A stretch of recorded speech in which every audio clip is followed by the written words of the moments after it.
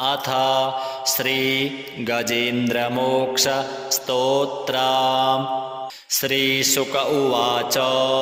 एवं व्यवसितो बुद्ध्या समाधाय मनोहृदि जजाप परमं जाप्यं प्राग्जन्मन्यनुशिक्षितं। गजेन्द्र उवाच ॐ नमो भगवते तस्मै यत् एतच्चिदात्मकं पुरुषायादिबीजाय परेशायाभिधीमहि यस्मिन्निदं यतश्चेदं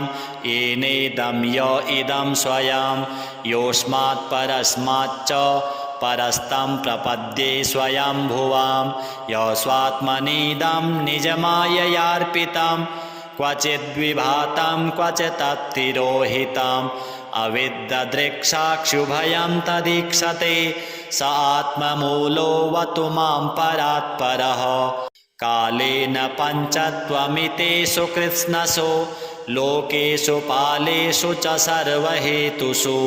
तमस्तदासीद् गहनं गभीरं यस्तस्य पारेऽभिविराजते विभुः। न यस्य देवा ऋषयः पदं विदुर्जन्तुः पुनः कोऽर्हति गन्तुमीरितुं यथा नटस्याकृतिभिर्विचेष्टतो दुरत्ययानुक्रमणः समावतु। दिदृक्षवो यस्य पदं सुमङ्गलं विमुक्तसङ्गा मुनयः सुसाधवः चरन्त्यलोकव्रतमब्रवणं वने भूतात्मभूताः सुहृदः समे गतिः। न विद्यते यस्य च जन्म कर्म वा न नामरूपे गुणदोष एव वा तथापि लोकाप्ययसम्भवाय यः स्वमायया तान्यनुकालमृच्छति तस्मै नमः परेशाय ब्रह्मणेऽनन्तशक्तये अरूपायोरुरूपाय नम आश्चर्यकर्मणे नम आत्मप्रदीपाय साक्षिणे परमात्मने नमो गिरां विदुराय मनसश्चेतसामपि सत्त्वेन प्रतिलभ्याय नैष्कर्म्येण विपश्चिता नमः कैवल्यनाथाय निर्वाणसुखसंविदे नमः शान्ताय घोराय मूढाय गुणधर्मिणे निर्विशेषाय साम्याय नमो ज्ञानघनाय च क्षेत्रज्ञाय नमस्तुभ्यं सर्वाध्यक्षाय साक्षिणे पुरुषायात्ममूलाय मूलप्रकृतये नमः सर्वेन्द्रियगुणद्रष्टे सर्वप्रत्ययहेतवे असताच्छाय युक्ताय सदाभासाय ते नमः। नमो नमस्तेऽखिलकारणाय निष्कारणायाद्भुतकारणाय सर्वागमाम्नाय महार्णवाय नमोपवर्गाय परायणाय गुणारणिच्छिन्नचिदुष्मपाय तत्क्षोभविस्फूर्जितमानसाय नैष्कर्म्यभावेन विवर्जितागम स्वयं प्रकाशाय नमस्करोमि मादृक्प्रपन्नपशुपाशविमोक्षणाय मुक्ताय भूरिकरुणाय नमोलयाय स्वांसेन सर्वतनुभृन्मनसि प्रतीत प्रत्यग्दृशे भगवते बृहते नमस्ते आत्माप्तजाप्तगृहवित्तजनेषु शक्तिर्दुष्प्रापणाय गुणसङ्गविवर्जिताय मुक्तात्मभिः स्वहृदये परिभाविताय ज्ञानात्मने भगवते नम ईश्वराय यं धर्मकामार्थविमुक्तिकामा भजन्त इष्टां गतिमाप्नुवन्ति किं त्वाशिशोरात्यपि देहमव्ययं करोतु मे दभ्रदयो विमोक्षणम् एकान्तिनो यस्य न कञ्चनार्थं वाञ्छन्ति ये वै भगवत्प्रपन्नाः अत्युद्भुतं तच्चरितं सुमङ्गलं गायन्त आनन्दसमुद्रमग्नाः तमक्षरं ब्रह्म परं परेशम् अव्यक्तमाध्यात्मिकयोगगम्यम् अतीन्द्रियं सूक्ष्ममिवातिदूरम् अनन्तमाद्यं परिपूर्णमीडे यस्य ब्रह्मादयो देवा वेदालोकाश्चराचराः नामरूपविभेदेन फ्लग्व्या च कलया कृताः यथार्चिषोऽग्नेः सवितुर्गभस्तयो निर्यान्ति संयान्त्यसकृत् स्वरोचिषः तथा यतोऽयं गुणसम्प्रवाहो बुद्धिर्मनः खानि शरीरसर्गाः स वै न देवासुरमर्त्यतिर्यं न स्त्री न षड्ढो न पुमान् न जन्तुः नायं गुणः कर्म न सन्न चासन् निषेधशेषो जयतादशेषः जिजीविषेनाहमिहामुया किम् अन्तर्बहिश्चावृतये भयोन्या इच्छामि काले न यस्य विप्लवस्तस्यात्मलोकावरणस्य मोक्षम् सोऽहं विश्वसृजं विश्वम् अविश्वं विश्ववेदसां विश्वात्मानमजं ब्रह्म प्रणतोऽस्मि परं पदं योगरन्धितकर्माणो हृदि योगविभाविते योगिनो यं प्रपश्यन्ति योगेशं तं नतोऽस्म्यहम् नमो नमस्तुभ्यमसह्यवेग शक्तित्रयायाखिलधिगुणाय प्रपन्नपालाय दुरन्तशक्तये कदिन्द्रियाणामनवाप्यवर्त्मने नायं वेद स्वमात्मानं यच्छक्यत्याहं धिया हतं तं दुरत्ययमाहात्म्यं भगवन्तमितोऽस्म्यहं श्रीशुक उवाच एवं गजेन्द्रमुपवर्णितनिर्विशेषं ब्रह्मादयो विविधलिङ्गविधाभिमानाः नैते यदोपससृपुर्निखिलात्मकत्वात् तत्राखिलामरमयो हरिराविरासीत् तं तद्वदार्थमुपलभ्य जगन्निवासः स्तोत्रं निशम्य दिविजैः सह संस्तुवद्भिः छन्दोमयेन गरुडेन समुह्यमानश्चक्रायुधोऽभ्यगमदासु यतो गजेन्द्रः सोऽन्तः सरस्युरुबलेन गृहीत आर्तो दृष्ट्वा गरुत्मतिहरिं खौपातचक्रम् उत्क्षिप्य साम्बुजकरं गिरमाह कृच्छान् नारायणाखिलगुरो भगवन्नमस्ते तं वीक्ष्य पीडितमजः सहसावतीर्य सग्राहमाशु सरसः कृपयोज्जहार ग्राहाद्विपाटितमुखात् अरिणा गजेन्द्रं सम्पश्यतां हरिरमो मुचदुस्त्रियाणाम् श्रीशुक उवाच एवं व्यवसितो बुद्ध्या समाधाय मनोहृदि जजाप परमं जाप्यं प्राग्जन्मन्यनुशिक्षितं गजेन्द्र उवाच ॐ नमो भगवते तस्मै यत् एतच्चिदात्मकं पुरुषायादिबीजाय परेशायाभिधीमहि यस्मिन्निदं यतश्चेदं येनेदं य इदं स्वयं योऽस्मात् परस्माच्च परस्तं प्रपद्ये स्वयंभुवां यस्वात्मनीदं निजमाययार्पितं क्वचिद्विभातं क्वचित्तिरोहितम्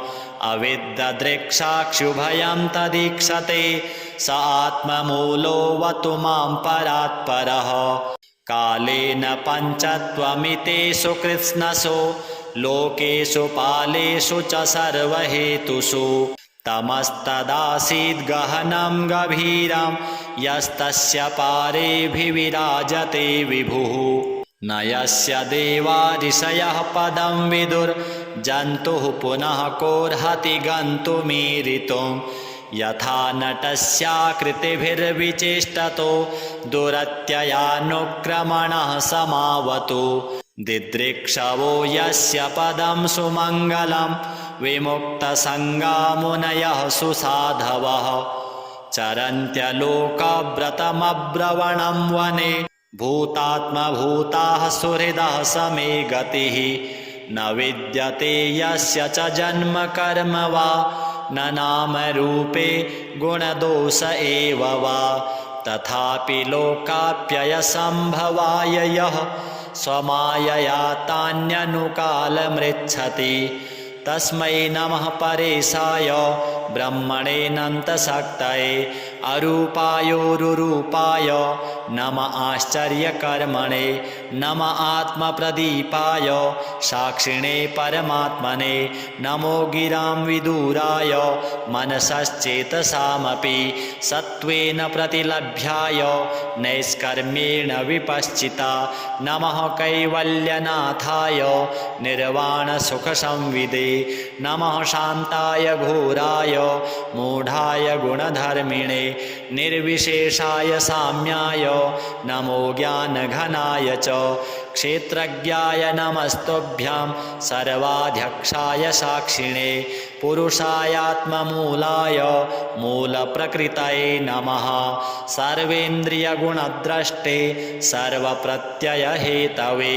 असताच्छाय युक्ताय सदाभासाय ते नमः नमो नमस्तेऽखिलकारणाय निष्कारणायाद्भुतकारणाय सर्वागमाम्नाय महार्णवाय नमोपवर्गाय परायणाय गुणारणिच्छिन्नचिदुष्मपाय तत्क्षोभविस्फूर्जितमानसाय नैष्कर्म्यभावेन विवर्जितागम स्वयं प्रकाशाय नमस्करोमि मादृक्प्रपन्नपशुपाशविमोक्षणाय मुक्ताय भूरिकरुणाय नमोलयाय स्वांसेन सर्वतनुभृन्मनसि प्रतीत प्रत्यग्दृशे भगवते बृहते नमस्ते आत्माप्तजाप्तगृहवित्तजनेषु शक्तिर्दुष्प्रापणाय गुणसङ्गविवर्जिताय मुक्तात्मभिः स्वहृदये परिभाविताय ज्ञानात्मने भगवते नम ईश्वराय यं धर्मकामार्थविमुक्तिकामा भजन्त इष्टां गतिमाप्नुवन्ति किं त्वाशिशोरात्यपि देहमव्ययं करोतु मे दभ्रदयो विमोक्षणम् एकान्तिनो यस्य न कञ्चनार्थं वाञ्छन्ति ये वै भगवत्प्रपन्नाः अत्युद्भुतं तच्चरितं सुमङ्गलं गायन्त आनन्दसमुद्रमग्नाः तमक्षरं ब्रह्म परं परेशम् अव्यक्तमाध्यात्मिकयोगगम्यम् अतीन्द्रियं सूक्ष्ममिवातिदूरम् अनन्तमाद्यं परिपूर्णमीडे यस्य ब्रह्मादयो देवा वेदालोकाश्चराचराः नामरूपविभेदेन फ्लग्व्या च कलया कृताः यथार्चिषोऽग्नेः सवितुर्गभस्तयो निर्यान्ति संयान्त्यसकृत्स्वरोचिषः तथा यतोऽयं गुणसम्प्रवाहो बुद्धिर्मनः खानि शरीरसर्गाः स वै न देवासुरमर्त्यतिर्यं न स्त्री न षड्ढो न पुमान् न जन्तुः नायं गुणः कर्म न सन्न चासन् निषेधशेषो जयतादशेषः जिजीविषेनाहमिहामुया किम् अन्तर्बहिश्चावृतये भयोन्या इच्छामि काले न यस्य विप्लवस्तस्यात्मलोकावरणस्य मोक्षम् सोऽहं विश्वसृजं विश्वम् अविश्वं विश्ववेदसं विश्वात्मानमजं ब्रह्म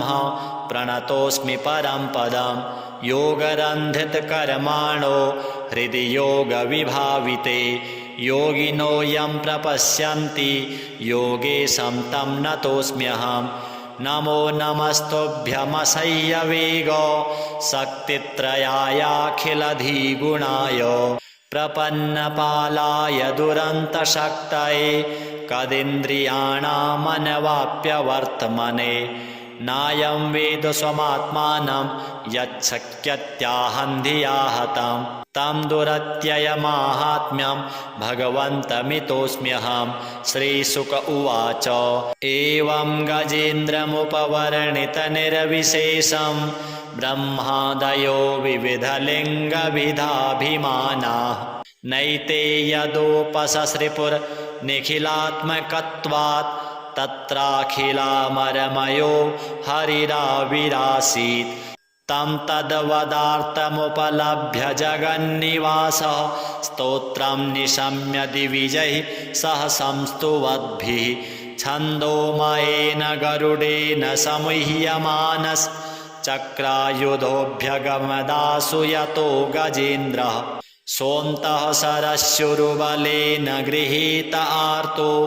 दृष्ट्वा गरुत्मतिहरिं खौपातचक्रम् उत्क्षिप्य साम्बुजकरं गिरमाह कृच्छान् नारायणाखिलगुरो भगवन्नमस्ते। तं वीक्ष्य पीडितमजः सहसावतीर्य सग्राहमाशु सरसः कृपयोज्जहार। ग्राहाद्विपाटितमुखात् अरिणा गजेन्द्रं सम्पश्यतां हरिरमो मुचदुस्त्रियाणाम्। श्रीशुक उवाच एवं व्यवसितो बुद्ध्या समाधाय मनोहृदि जजाप परमं जाप्यं प्राग्जन्मन्यनुशिक्षितां। गजेन्द्र उवाच ॐ नमो भगवते तस्मै यत् एतच्चिदात्मकं पुरुषायादिबीजाय परेशायाभिधीमहि यस्मिन्निदं यतश्चेदं येनेदं य इदं स्वयं योऽस्मात् परस्माच्च परस्तं प्रपद्ये स्वयंभुवां यस्वात्मनीदं निजमाययार्पितं क्वचिद्विभातं क्वचित्तिरोहितम् अविद्ददृक्साक्षुभयं तदीक्षते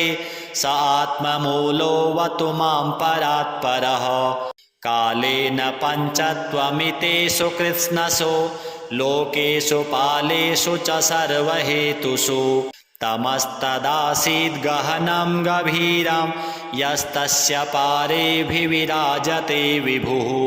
न यस्य देवा ऋषयः पदं विदुर्जन्तुः पुनः कोऽर्हति गन्तुमीरितुं यथा नटस्याकृतिभिर्विचेष्टतो दुरत्ययानुक्रमणः समावतु। दिदृक्षवो यस्य पदं सुमङ्गलं विमुक्तसङ्गा मुनयः सुसाधवः चरन्त्यलोकव्रतमब्रवणं वने भूतात्मभूताः सुहृदः समे गतिः। न विद्यते यस्य च जन्म कर्म वा न नाम रूपे गुणदोष एव वा तथापि लोकाप्ययसम्भवाय यः स्वमायया तान्यनुकालमृच्छति तस्मै नमः परेशाय ब्रह्मणेऽनन्तशक्तये अरूपायोरुरूपाय नम आश्चर्यकर्मणे नम आत्मप्रदीपाय साक्षिणे परमात्मने नमो गिरां विदुराय मनसश्चेतसामपि सत्त्वेन प्रतिलभ्याय नैष्कर्म्येण विपश्चिता नमः कैवल्यनाथाय निर्वाणसुखसंविदे नमः शान्ताय घोराय मूढाय गुणधर्मिणे निर्विशेषाय साम्याय नमो ज्ञानघनाय च क्षेत्रज्ञाय नमस्तुभ्यं सर्वाध्यक्षाय साक्षिणे पुरुषायात्ममूलाय मूलप्रकृतये नमः सर्वेन्द्रियगुणद्रष्टे सर्वप्रत्ययहेतवे असताच्छाय युक्ताय सदाभासाय ते नमः नमो नमस्ते खिलकारणाय निष्कारणायाद्भुतकारणाय सर्वागमाम्नाय महार्णवाय नमोपवर्गाय परायणाय गुणारणिच्छिन्नचिदुष्मपाय तत्क्षोभविस्फूर्जितमानसाय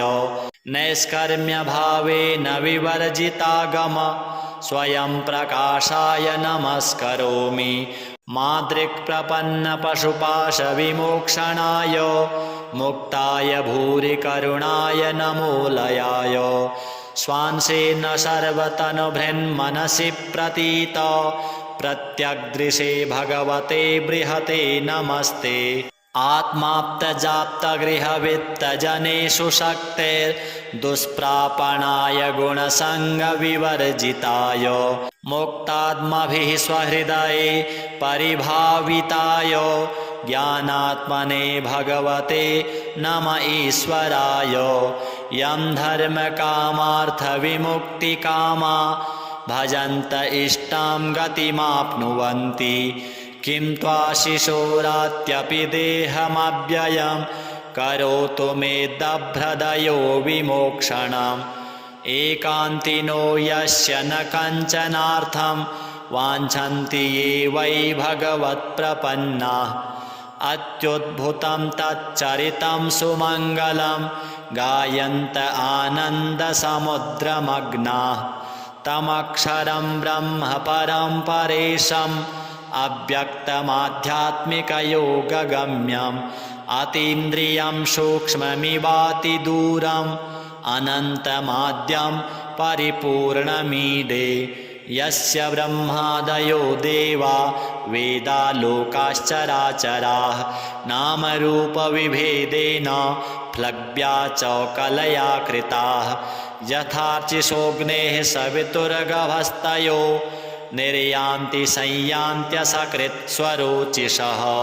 तथा यतोऽयं गुणसम्प्रवाहो बुद्धिर्मनः खानि शरीरसर्गाः स वै न देवासुरमर्त्यतिर्यं न स्त्री न षड्ढो न पुमान् न जन्तुः नायं गुणः कर्म न सन्न चासन् निषेधशेषो जयतादशेषः जिजीविषेनाहमिहामुया किम् अन्तर्बहिश्चावृतये भयोन्या इच्छामि काले न यस्य विप्लवस्तस्यात्मलोकावरणस्य मोक्षम् सोऽहं विश्वसृजं विश्वम् अविश्वं विश्ववेदसं विश्वात्मानमजं ब्रह्म प्रणतोऽस्मि परं पदम् योगरन्धितकर्माणो हृदि योगविभाविते योगिनो यं प्रपश्यन्ति योगेशं तं नतोऽस्म्यहम् नमो नमस्तुभ्यमसह्यवेग शक्तित्रयायाखिलधिगुणाय प्रपन्नपालाय दुरन्तशक्तये कदिन्द्रियाणामनवाप्यवर्तमने नायं वेद स्वमात्मानं यच्छक्यत्याहं धिया हतं तं दुरत्ययमाहात्म्यं भगवन्तमितोऽस्म्यहं श्रीशुक उवाच एवं गजेन्द्रमुपवर्णितनिर्विशेषं ब्रह्मादयो विविधलिङ्गविधाभिमानाः नैते यदोपससृपुर्निखिलात्मकत्वात् तत्राखिलामरमयो हरिराविरासीत्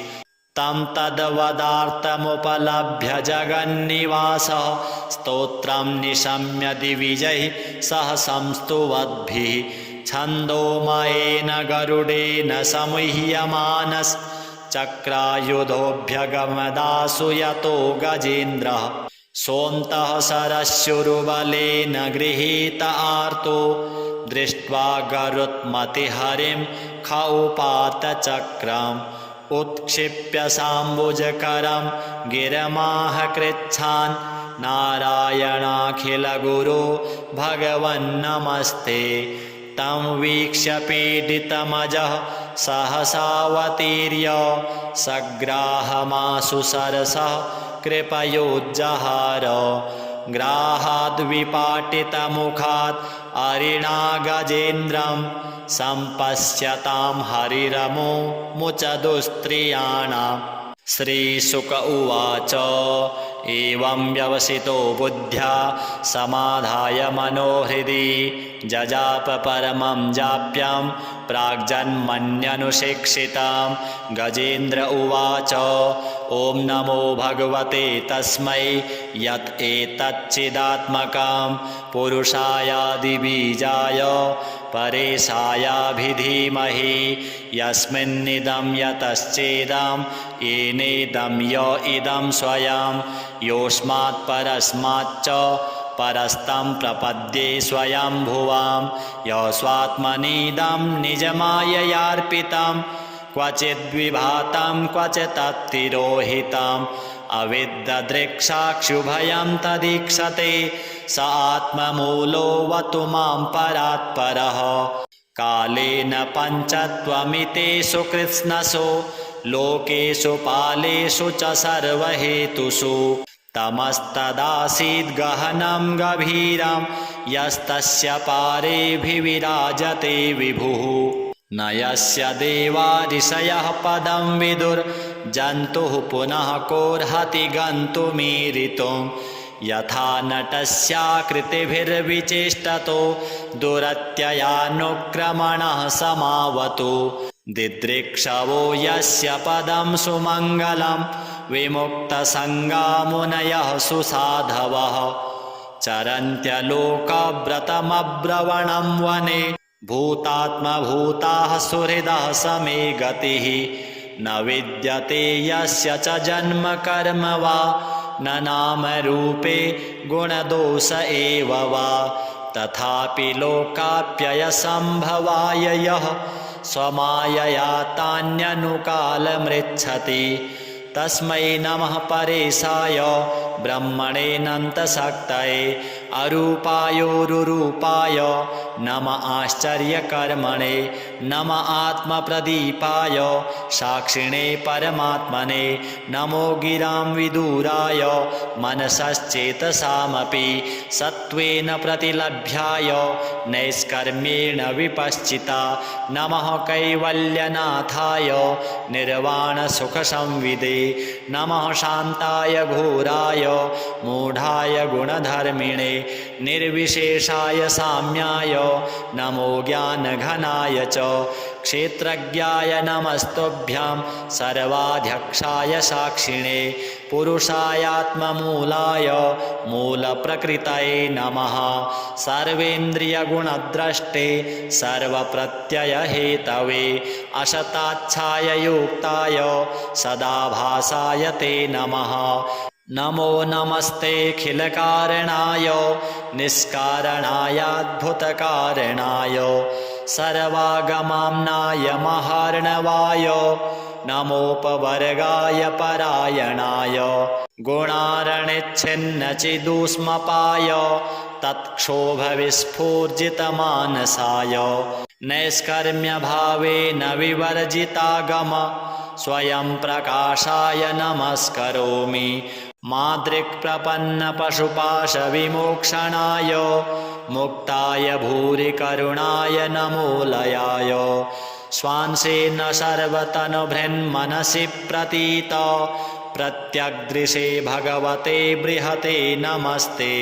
आत्माप्तजाप्तगृहवित्तजनेषु शक्तिर्दुष्प्रापणाय गुणसङ्गविवर्जिताय मुक्तात्मभिः स्वहृदये परिभाविताय ज्ञानात्मने भगवते नम ईश्वराय यं धर्मकामार्थविमुक्तिकामा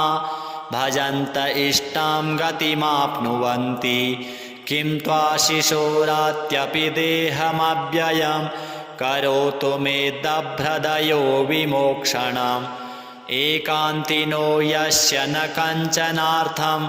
वाञ्छन्ति ये वै भगवत्प्रपन्नाः अत्युद्भुतं तच्चरितं सुमङ्गलं गायन्त आनन्दसमुद्रमग्नाः तमक्षरं ब्रह्म परं परेशम्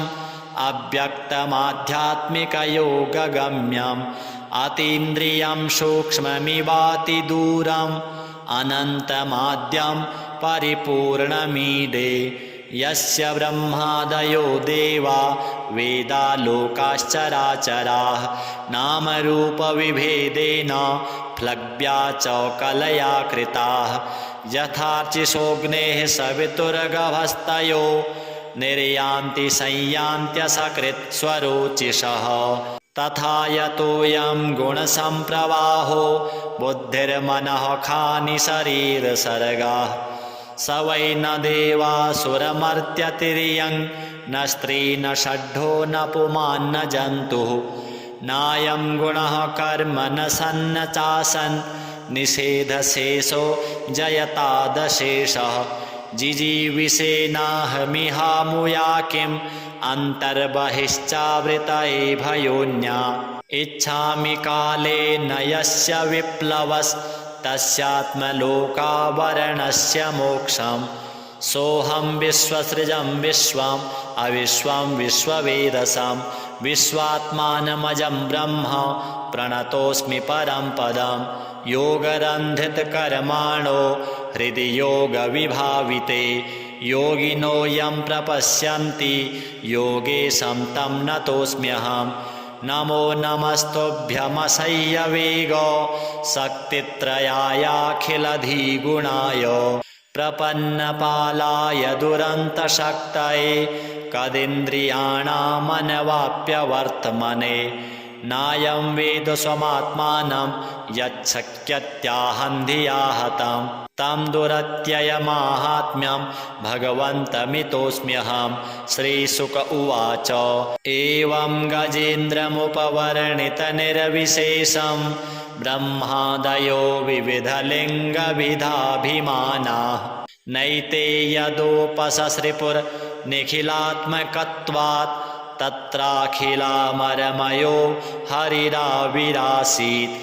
तं तद्वदार्थमुपलभ्य जगन्निवासः स्तोत्रं निशम्य दिविजैः सह संस्तुवद्भिः छन्दोमयेन गरुडेन समुह्यमानश्चक्रायुधोऽभ्यगमदासु यतो गजेन्द्रः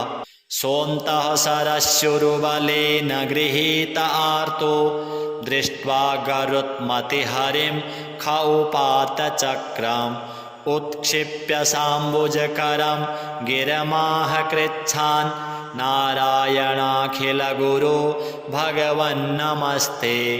तं वीक्ष्य पीडितमजः सहसावतीर्य सग्राहमाशु सरसः कृपयोज्जहार ग्राहाद्विपाटितमुखात् अरिणा गजेन्द्रं सम्पश्यतां हरिरमो मुचदुस्त्रियाणाम् श्रीशुक उवाच एवं व्यवसितो बुद्ध्या समाधाय मनोहृदि जजाप परमं जाप्यं प्राग्जन्मन्यनुशिक्षितं गजेन्द्र उवाच ॐ नमो भगवते तस्मै यत् एतच्चिदात्मकं पुरुषायादिबीजाय परेशायाभिधीमहि यस्मिन्निदं यतश्चेदं येनेदं य इदं स्वयं योऽस्मात् परस्माच्च परस्तं प्रपद्ये स्वयंभुवां यस्वात्मनीदं निजमाययार्पितं क्वचिद्विभातं क्वचित्तिरोहितम् अविद्ददृक्साक्षुभयं तदीक्षते स आत्ममूलोऽवतु मां परात्परः कालेन पञ्चत्वमितेषु कृत्स्नसु लोकेषु पालेषु च सर्वहेतुषु तमस्तदासीद् गहनं गभीरं यस्तस्य पारेऽभिविराजते विभुः न यस्य देवा ऋषयः पदं विदुर्जन्तुः पुनः कोऽर्हति गन्तुमीरितुं यथा नटस्याकृतिभिर्विचेष्टतो दुरत्ययानुक्रमणः समावतु दिदृक्षवो यस्य पदं सुमङ्गलं विमुक्तसङ्गा मुनयः सुसाधवः चरन्त्यलोकव्रतमब्रवणं वने भूतात्मभूताः सुहृदः समे गतिः न विद्यते यस्य च जन्म कर्म वा न नाम रूपे गुणदोष एव वा तथापि लोकाप्ययसम्भवाय यः स्वमायया तान्यनुकालमृच्छति तस्मै नमः परेशाय ब्रह्मणेऽनन्तशक्तये अरूपायोरुरूपाय नम आश्चर्यकर्मणे नम आत्मप्रदीपाय साक्षिणे परमात्मने नमो गिरां विदूराय मनसश्चेतसामपि सत्त्वेन प्रतिलभ्याय नैष्कर्म्येण विपश्चिता नमः कैवल्यनाथाय निर्वाणसुखसंविदे नमः शान्ताय घोराय मूढाय गुणधर्मिणे निर्विशेषाय साम्याय नमो ज्ञानघनाय च क्षेत्रज्ञाय नमस्तुभ्यं सर्वाध्यक्षाय साक्षिणे पुरुषायात्ममूलाय मूलप्रकृतये नमः सर्वेन्द्रियगुणद्रष्टे सर्वप्रत्ययहेतवे असताच्छाय युक्ताय सदाभासाय ते नमः नमो नमस्तेऽखिलकारणाय निष्कारणायाद्भुतकारणाय सर्वागमाम्नाय महार्णवाय नमोपवर्गाय परायणाय गुणारणिच्छिन्नचिदुष्मपाय तत्क्षोभविस्फूर्जितमानसाय नैष्कर्म्यभावेन विवर्जितागम स्वयं प्रकाशाय नमस्करोमि मादृक्प्रपन्नपशुपाशविमोक्षणाय मुक्ताय भूरिकरुणाय नमोलयाय स्वांसेन सर्वतनुभृन्मनसि प्रतीत प्रत्यग्दृशे भगवते बृहते नमस्ते आत्माप्तजाप्तगृहवित्तजनेषु शक्तिर्दुष्प्रापणाय गुणसङ्गविवर्जिताय मुक्तात्मभिः स्वहृदये परिभाविताय ज्ञानात्मने भगवते नम ईश्वराय यं धर्मकामार्थविमुक्तिकामा भजन्त इष्टां गतिमाप्नुवन्ति किं त्वाशिशोरात्यपि देहमव्ययं करोतु मे दभ्रदयो विमोक्षणम् एकान्तिनो यस्य न कञ्चनार्थं वाञ्छन्ति ये वै भगवत्प्रपन्नाः अत्युद्भुतं तच्चरितं सुमङ्गलं गायन्त आनन्दसमुद्रमग्नाः तमक्षरं ब्रह्म परं परेशम् अव्यक्तमाध्यात्मिकयोगगम्यम् अतीन्द्रियं सूक्ष्ममिवातिदूरम् अनन्तमाद्यं परिपूर्णमीडे यस्य ब्रह्मादयो देवा वेदालोकाश्चराचराः नामरूपविभेदेन फ्लग्व्या च कलया कृताः यथार्चिषोऽग्नेः सवितुर्गभस्तयो निर्यान्ति संयान्त्यसकृत्स्वरोचिषः तथा यतोऽयं गुणसम्प्रवाहो बुद्धिर्मनः खानि शरीरसर्गाः स वै न देवासुरमर्त्यतिर्यं न स्त्री न षड्ढो न पुमान् न जन्तुः नायं गुणः कर्म न सन्न चासन् निषेधशेषो जयतादशेषः जिजीविषेनाहमिहामुया किम् अन्तर्बहिश्चावृतये भयोन्या इच्छामि काले न यस्य विप्लवस्तस्यात्मलोकावरणस्य मोक्षम्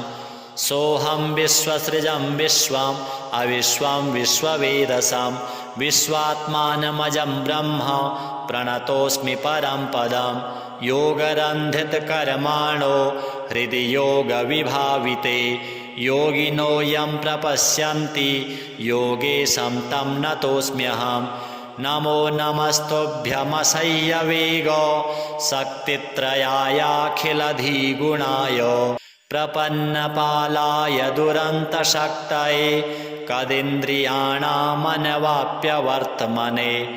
नायं वेद स्वमात्मानं यच्छक्यत्याहं धिया हतं तं दुरत्ययमाहात्म्यं भगवन्तमितोऽस्म्यहं श्रीशुक उवाच